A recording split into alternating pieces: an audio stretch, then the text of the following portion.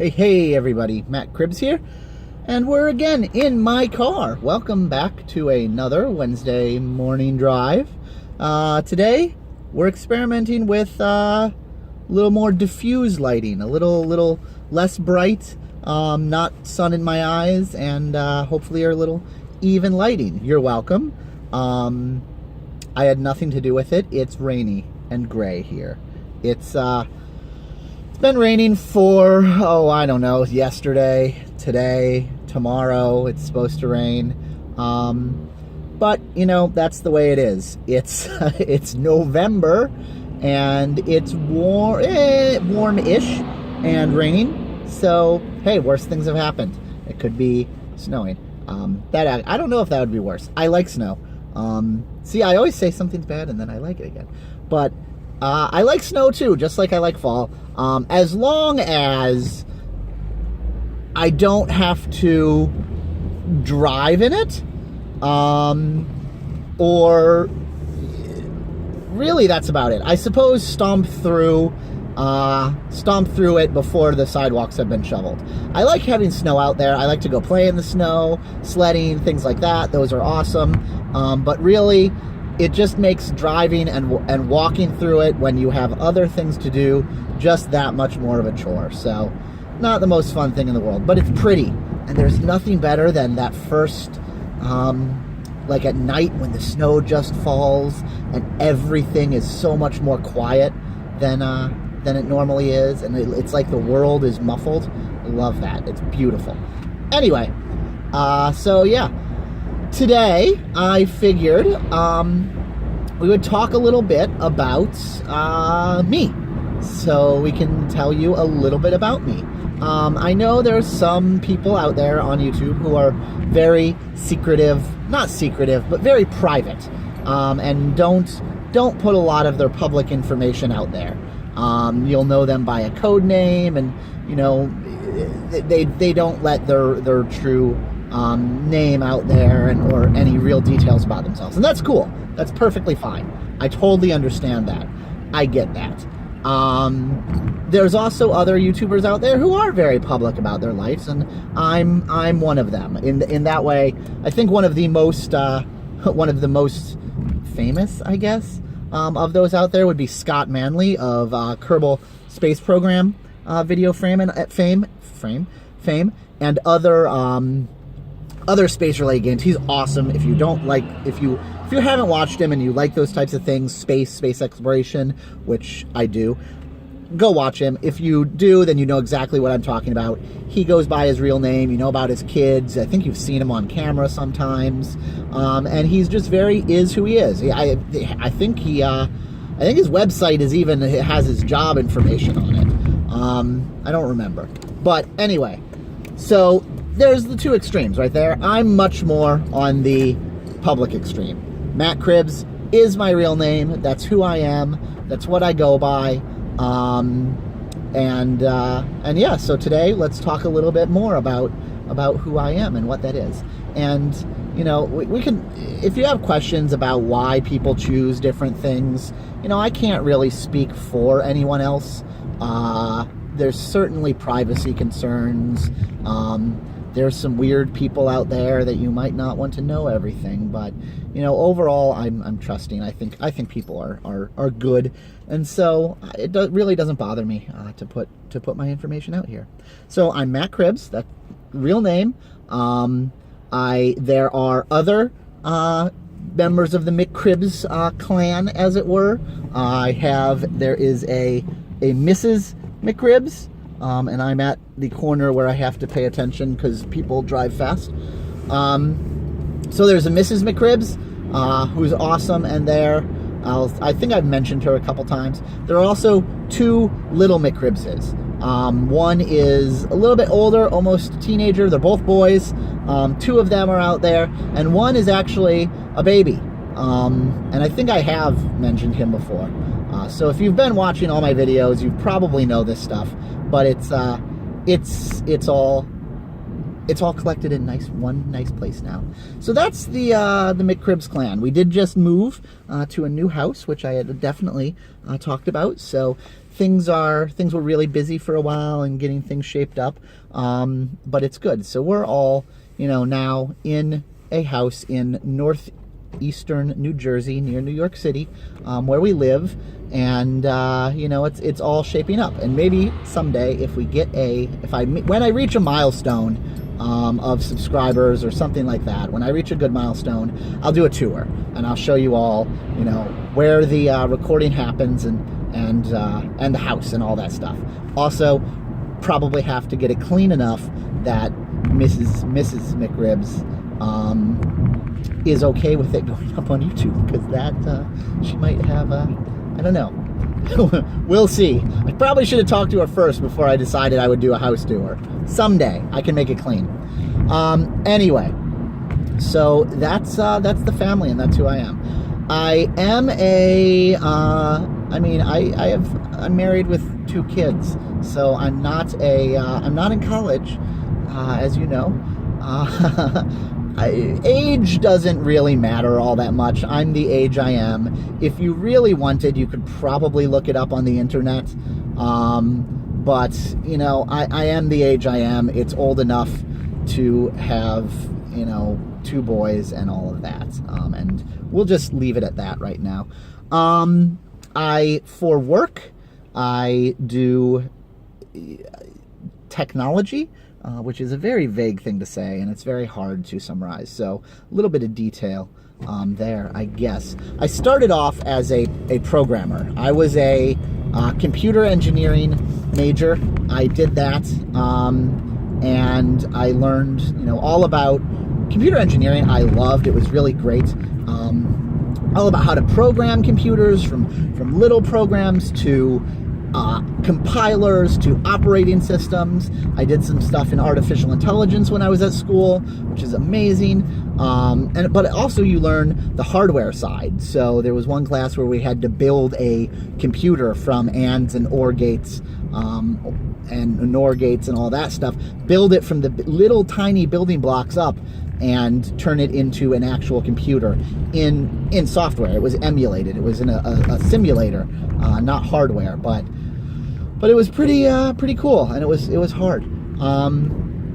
So all that stuff is what I learned. But I started working in New York City, building software, building a program for the local New Jersey utility company. They had a wireless system in all their trucks where they can say, this is the next job that goes. And that was my first job out of school. It was built in Power Builder and C++ and on Windows platform. It was interesting.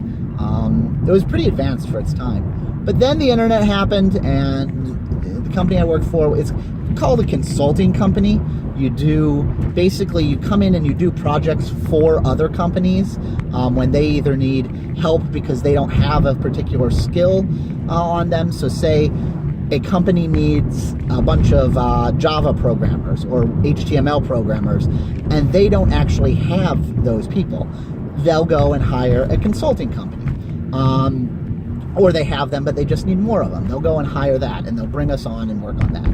And, there's all sorts of times where either you just come in for a little bit and kind of join their team, or you'll come in and you'll do the entire project. And so that's what I did for years and years and years and years. And through the .com and through all of that kind of stuff. And pretty much there was a brief time where I worked for a bank and did software there, but pretty much up until recently, that's what I did. And you start off a career in technology, as it were. And God, I just did air quotes. Okay. I don't think I can edit that out either. Ignore that.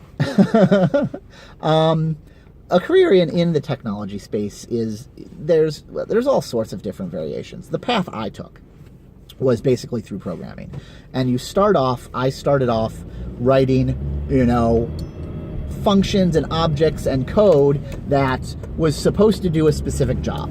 So someone in the system, someone on our team had kind of worked and said, all right, these are all the little things it has to do. These are all the jobs, and this is how it works. And, Matt, you go build this piece.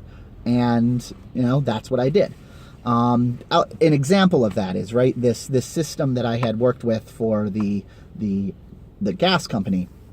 It had a display that the driver used. It had a display that they used in the main office where they could send different people to different jobs. It had inventory tracking. It had a database. It had all sorts of things. My piece, my component, was the part of the software that handled taking the messages from the desktop area and sending them to the guys in the trucks. So the communication piece.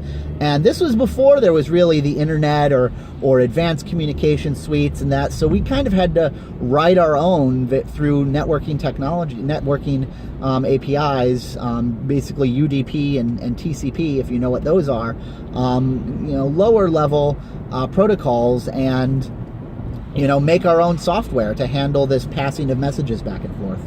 So it was written mostly before I got there, and I took it over from the previous person on the team who had written it, and then we had to upgrade it to Windows 95 because it was on Windows 3.1 when it originally ran, and so yeah, that was what I did. So I had my little piece, and I did that, and then. As you progress in your career, as you get more experience, you get larger pieces to run, and you get more involved in, well, what should it do, and not just how should it do it. So you get more responsibility that way. And then eventually you get a couple other programmers who work, with you, who you are telling them, well, okay, this is what we're all building, and now you build this part. And so you kind of lead a team on that. And then eventually you do that. The teams you run get bigger and bigger, and the components you own get bigger and bigger until you become something called a architect or a project technical lead or something like that, where you're kind of responsible for the entire system that's being built. And you have track leads or team leads underneath you that are responsible for their little parts. And then you have, the developers who are working in the actual code. And sometimes you get to code, but not that much anymore. So that was a while ago that I actually stopped writing the programs myself, which is kind of sad because I miss that. But it's the way it goes. And then after that, you become what is called, I don't know, there's lots of different titles for it. But after you're running one project for a while, you start running multiple projects where each project will have an architect or a project lead who's running that project for you, and your job is to kind of oversee a bunch of different projects at the same time, and talk to the architect, kind of use your experience to make sure that they're doing things the right way, ask them the hard questions that they might not see to ask themselves. Not that they're not is intelligent or experienced enough to do this. But, if you're working on a problem all the time, every single day, and you're focused on that problem, you kind of sometimes get mentally blind to other questions and other solutions that might be out there because you're so focused on what you're doing. So part of the job, if you're, in charge of multiple projects like that, which is variously called director or other things, your job is to come in and look at the problem kind of with a fresh eye, from the outside, and say, you're stuck on this piece over here. Have you maybe thought about doing it this way? So there's that. And then you also have to spend a lot of time talking with the client who you're building the project for, or with the other discipline leads. To build a system takes technology, it takes design, visual design, it takes user experience people, it takes project managers, it takes all sorts of people with a lot of different skills. And so you work with the leads of the other people involved and make sure that everything's kind of going along and going smoothly. And that's kind of that was what I did. That was my career path. I did programming to track lead to, you know, architect to director and all sorts of different things. So and getting more and more bigger things, but less in the details as you go.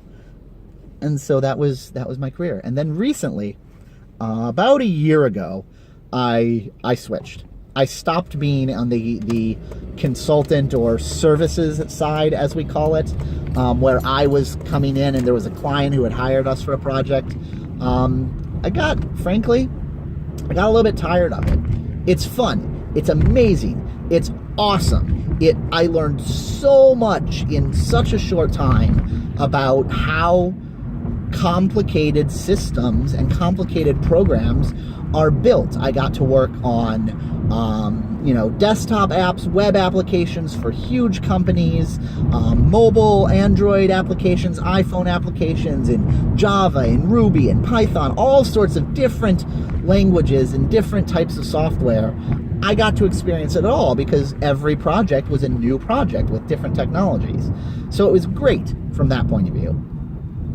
But once you've done a website, and once you've done a dozen websites, and once you've built a couple hundred websites, they all start to look the same. You have the same problems, and you start getting a little bit bored, I guess, with the whole process. And also, when you're coming in as the outside consultant, it's usually to build something new or to build a major feature of something. And you do that. You come in, you build it, you find out what the requirements are, you design how it's supposed to work, you build it, and then you launch it, and then you leave. And you do that again the next day, well, next month or whenever it is, for a different client. So you're always doing version 1 of something. You're always doing something new. And that's fun too for a while. But, you know, after a while, you want to try something different. You want to try something you've never done before. So what I did is now I'm the client. I work for a company that publishes magazines, not magazines anymore, but publishes. We don't really have a good name for it. The world doesn't really have a good name for it, right? It's like the New York Times. What would you call the New York Times? You would call it a newspaper, even though it's not just a newspaper anymore, right? You would call Time Magazine, even though it's not just a magazine anymore. So what do we call these titles, these brands, these entities, these things that exist that used to be magazines and newspapers, but now exist in the internet and in a much broader world? I don't really think we as a society have come up with a good name for that yet. I'm sure we will, but that's what I work with. We publish a bunch of these things, these titles, I guess, for lack of a better term, that are out there, and do a whole bunch of other things. But, you know, I am the technology guy who is responsible for the system that does that. So all of that from, you know, now through whatever it's going to be in the future. So as we add new features, as the requirements of the world change, as the way, you know, business changes, my job is to make sure that all the programs we're using do that, and they get features added to it. They get, you know, new capabilities in order to do what we need to do. So, you know, I'm not doing version 1 anymore. I'm starting on version, I don't know, 200 and something, and I'm going to be doing version after version and evolving this whole platform, as we call it, because it's a bunch of different pieces of software. And not all of it is software that, you know, I write or even a team I own writes. There's other companies involved that, you know, they built part of it and they run it for us, and then we have to work with them to say, well, okay, now I'm the client. So they're like, I'm like, we need this feature, it must do this, and I need it yesterday. And they're like, oh, okay, we'll do it for you. And it's kind of fun. It's kind of fun to be on the other side now. But I work with them, and I work with internal teams and everything to get that done. So it's been a very good experience, and I'm still transitioning from it. I'm still, you know, a lot of the things I'm doing are still based on the old work I used to do, but I'm slowly, my mind is kind of changing the way it works in order to do what I need to do now. So it's certainly a lot more, it's certainly a new challenge and a lot more fun because it's new and because of what we're doing. And I think it's awesome. So that's kind of what I do for a living. For fun, you know, obviously I like to play video games. I make you know, these videos on the internet. I don't know if anyone watches them, maybe 1 or 2 people. I don't know. You guys tell me. And I do that. I also, you know, with the new house, I now have a lot more space. So I'm working to set up a workshop. So I'll be able to do some cool non-digital projects. But, you know, I like to do that. And you know, you can probably guess the types of TV and stuff I like. Walking Dead, Game of Thrones, all of those standard things. Star Wars and Star Trek. I like them both for different reasons, so you don't have to choose, people. It's not an either or. You can like them both. So that's, I think at a high level view, that's, you know, what I do and who I am. So I hope that was interesting. Hope it was enlightening. Learn a little bit about the guy behind the microphone when you're there, when you're listening. So now I can talk a little bit more about things that are going on, and you guys will know what I'm talking about. So did want to close saying thank you very much, very, very much for everything you guys, you know, do, watching, sharing, liking the videos. I wouldn't be doing this. I would be doing this without you, but I'd just be talking to myself. And it's just so great to know that, you know, you guys are out there. You're awesome, amazing. So if you'd like the video, leave a thumbs up. If you didn't, that's cool too. Just let me know what you'd like to see and how I can make myself better. And until next time, Feed the Beast video coming out very shortly. Ryotcraft Season 2 Vanilla coming out too. And stay tuned for other cool things. I will see you later. Bye.